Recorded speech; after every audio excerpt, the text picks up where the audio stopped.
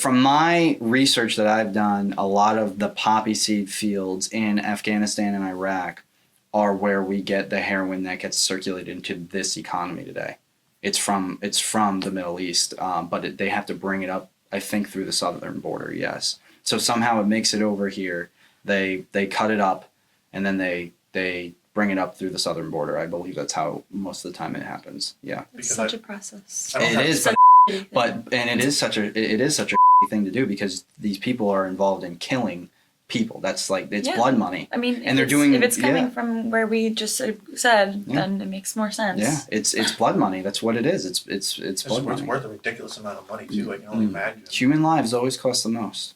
That's right. I think I'm sorry. I want to add something more too. I think kind of legalizing it gets rid of a lot of that as well, and you don't have people, criminalizing themselves over it. Yeah. Well, and the trafficking stops if it's legal because there's no market. I think if it was legal, it would definitely hurt the illegal market quite a bit. Mm-hmm. And I'm not. Oh no, there's in no way it wouldn't stop it. Drug deals. Yeah.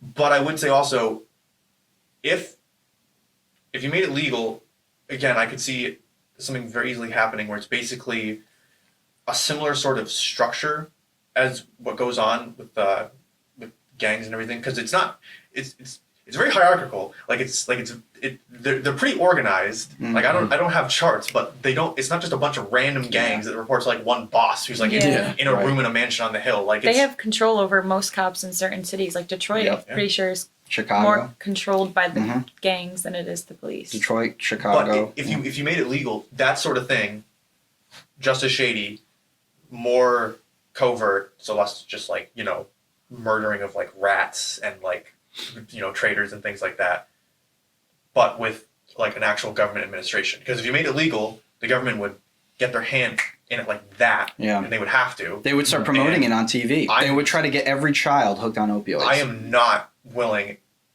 at all. You mean if it were legal, you really think that? 100%. Are you kidding me? But they take so much tax money from when they legalized marijuana. You have to look at the statistics. You gotta understand they would ever legalize opioids. It's something that's the silver line. They're not legal. He said if we legalize them. Again, they're not legalizing it as something to promote people to try it. People do not go. Medicine, people don't go in there as I just want to try heroin. No, I know. It's being promoted as what I'm saying is you would have a situation where they say it's legal now. Mm-hmm. It's nationally legal. The federal government's going to step in and they're going to say pretty much all the heroin in the country, it's ours now. Not we take it, we put it in Fort Knox, but we control how much is distributed, when it's distributed, how much you get, how much you can sell, how much you can grow, how much you can produce. They would have a very tight control over all of that. So that happens. Now the U.S. government, hypothetically, in this hypothetical situation, has control over all the heroin in the country.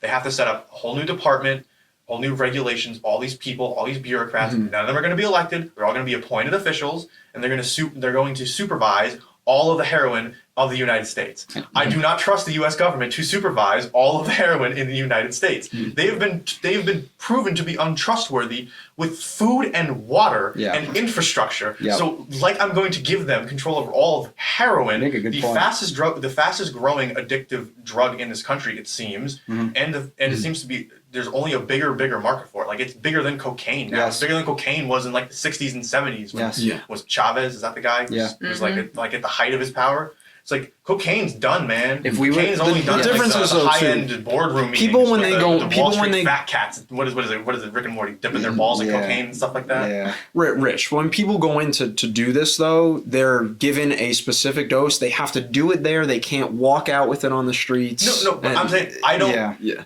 At this point, I'm not saying that I distrust this because I distrust what the people will do. I distrust the government having control over. Plus, Sweden is not the United States. Oh yeah, for sure.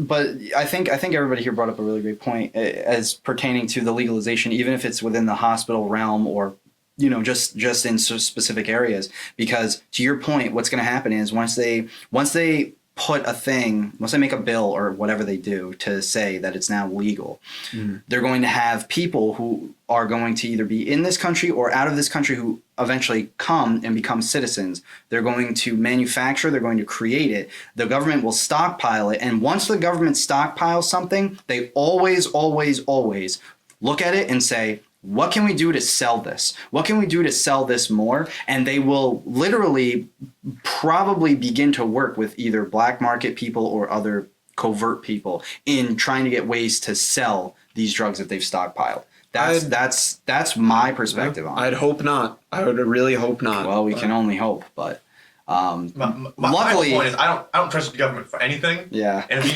if I could point to one example of why I personally think you should not trust the U.S. government, you should keep this in mind. I love this. Is go Google Operation MK Ultra. Please do yourself a favor. Go look into this because nobody. Do you want to go? I remember you told me this story a while back, the MK Ultra. Okay, MK Ultra. We're clipping this. Yeah. We're clipping this. MK Ultra began, as I believe it began, because I think it went on through the 60s into the late 70s, possibly the early 80s, but it was during the 60s, and it started as Project Bluebird, and then it evolved into MK Ultra. And for MK Ultra, the U.S. government, through the CIA, did a whole bunch of fun things where they went around and they, through various means, either coercion or blackmail or kidnapping, took the undesirables of the United States. So the people that, according to them, no one would care about. So homeless people, people with severe debt, just drifters, things like that. American and some Canadian citizens. And they took them and they wanted to see, more or less, if they could do something along the lines of mind control. So they did fun things to these people, like physical torture, emotional torture, verbal abuse, potentially sexual abuse, sensory deprivation, locking them in rooms with loud noises and bright lights on them for hours on end. And my personal favorite, doing all those things while the people were super, super hopped up on drugs, most prevalent of which was LSD.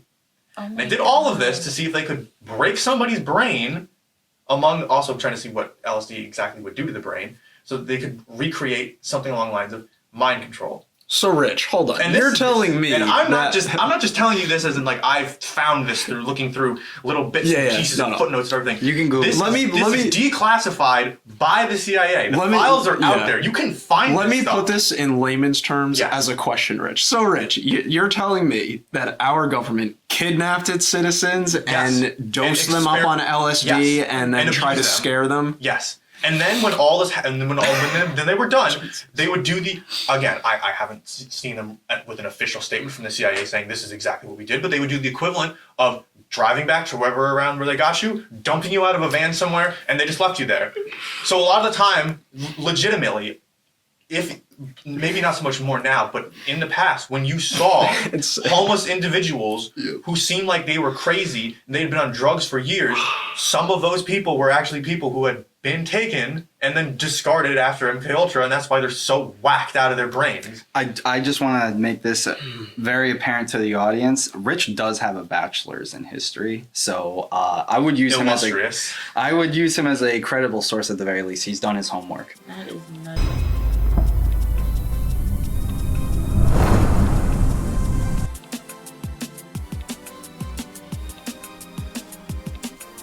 Oh hey! Didn't see you there. Thanks for watching our video. If you like this one, make sure you like and subscribe. And you also comment and have some conversations in that comment section. Ring that notification bell. And don't forget to support us on Patreon, Instagram, Snapchat, Twitter, and all the other stuff. Thanks once again.